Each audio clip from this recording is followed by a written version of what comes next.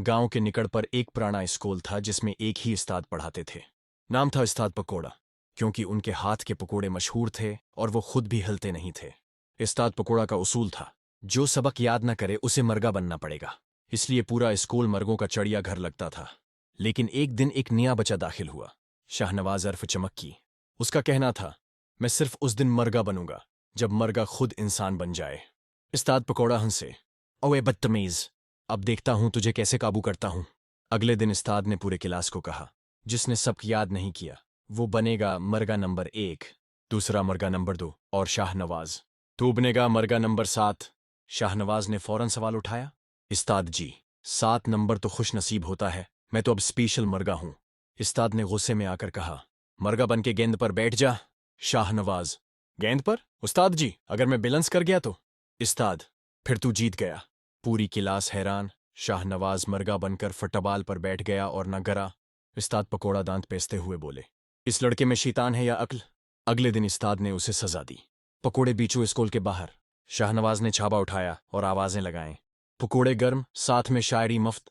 लोग झूम झूम कर पकोड़े लेने लगे। एक खातून ने पूछा, बेटा पढ़ते क्यों नहीं? शाहनवाज, पढ़ाई तो दिल की लगन है, ये तो सिर्फ उस्ताद पकोड़े का बोझ है। उस्ताद पकोड़ा जलभन कर रह गए। उसी दिन उन्होंने ऐलान किया, कल स्कूल में इम्तिहान होगा और जो फेल हो उसे पूरे गांव के सामने मरगा बनाया जाएगा। सब डर गए, मगर शाहनवाज हंसा, उस्ताद जी, अगर मैं पास हो गया तो आप मरगा बनेंगे? उस्ताद ने अना में आकर कहा, कबूल है। अगले दिन इम्तिहान हुआ। शाहनवाज ने सारा पर्चा शायरी में हल किया। जो पूछा था आपने कितना, जवाब दिया इतना ही जितना। सवाल का मफहूम अगर गलत हो तो जवाब होगा चटपटना।